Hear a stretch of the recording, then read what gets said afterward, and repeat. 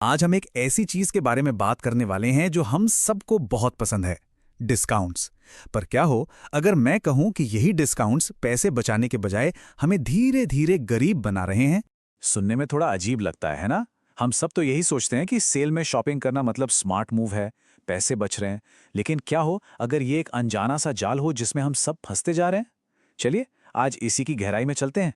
तो सबसे पहले ये समझते हैं कि ये डिस्काउंट का भ्रम या डिस्काउंट इल्यूजन आखिर है क्या, और ये हमारे दिमाग के साथ खेलता कैसे है।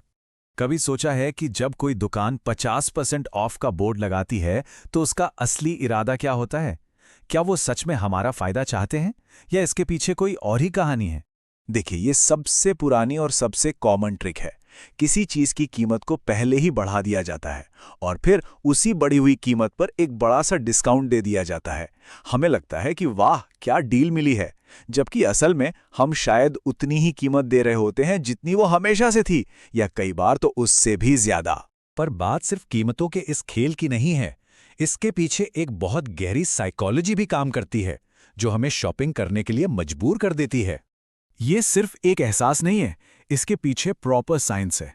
जैसे ही हमारी आंखें वो लाल रंग का सेल साइन देखती है ना, हमारे दिमाग में एक केमिकल रिएक्शन होता है, डोपामीन रिलीज होता है, जिसे हैप्पी हार्मोन भी कहते हैं। और हमें फौरन एक खुशी महसूस होती है, जैसे कोई इनाम जीत लिया हो। और इसी खुशी के साथ पैदा होता है फोमो, यानी फियर ऑफ मिसिंग आउट, मौका चूक जाने का डर। दिमाग में तुरंत ये ख्याल आता है कि अरे, अगर अभी नहीं खरीदा तो ये ऑफर दोबारा नहीं मिलेगा। और बस यही डर हमें बिना सोचे समझे शॉपिंग करने पर मजबूर कर देता है। तो यहाँ ना दो तरह के माइंडसेट काम करते हैं। एक तरफ है ज़रूरत के हिसाब से सोच समझकर की गई खरीदारी, और दूसरी तरफ है फोमो की वजह से की गई इमोशनल और जल्दबाजी वाली खरीदारी, जो एक प्रॉब्लम सॉल्व करने के बजाय अक्सर एक नई प्रॉब्लम यानी बिना प्लान के खर्च पैदा कर देती है। चलिए अब इसे एक बहुत ही सिंपल से एग्जाम्पल से समझते हैं कि ये तथाकथित बचत असल में हमारी जेब पर कैसे भारी पड़ती है। मान लीजिए किसी को सिर्फ एक शर्ट की जरूरत है, एक सिंपल प्लान जरूरत है। लेकिन दुकान पहुंचते ही एक जबरदस्त ऑफर नजर आता है, buy two get two free. अब ये ऑफर दिमाग को सोचने का तरीका ही बदल देता है।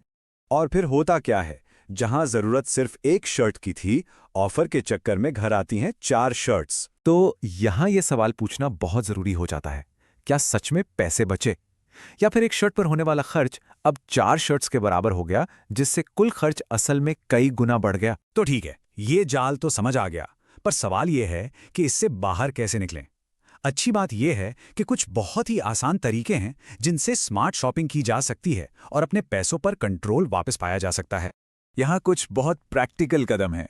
कुछ भी खरीदने से पहले खुद से बस एक सवाल पूछें, क्या इसकी सच में जरूरत है? 24 घंटे का नियम अपनाएं।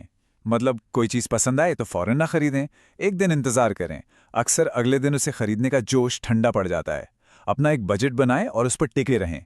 सेल्स को इग्नोर करना सीखें और सबसे जरूरी, जरूरत और चाहत के बीच का फर्क समझें। तो चलिए इस पूरी बातचीत की सबसे जरूरी बातों पर आते हैं, वो बातें जो हमें एक समझदार कंज्यूमर बनने में मदद करेंगी। ये लाइन हमेशा याद रखने वाली है, अगर किसी चीज की जरूरत ही नहीं है तो उसे खरीदने का मतलब है कि पैसे बचाए नहीं बल्कि पूरे 100% पैसे बर्बाद कर दिए, चाहे डिस्काउंट 90% का ही क्यों ना हो। तो असल खेल डिस्काउंट के पीछे भागने का है ही नहीं। असली फाइनेंशियल प्रोग्रेस तब होती है जब हम डिस्काउंट का नहीं बल्कि अपने पैसों पर कंट्रोल का पीछा करते हैं। सोच समझकर खर्च करना और अपने फाइनेंशियल प्लान्स पर टिके रहना, यही असल जीत है। तो अगली बार जब कोई बड़ा सा डिस्काउंट देके वो खुशी वाली फीलिंग आए ना, तो एक पल के लिए जरूर रुकिएगा और सोचिएगा, कहीं ये खुशी एक स्मार्ट खरीद की है या फिर उस जाल की जो आगे चलकर कोई आर्थिक मुश्किल खड़ी कर सकता है।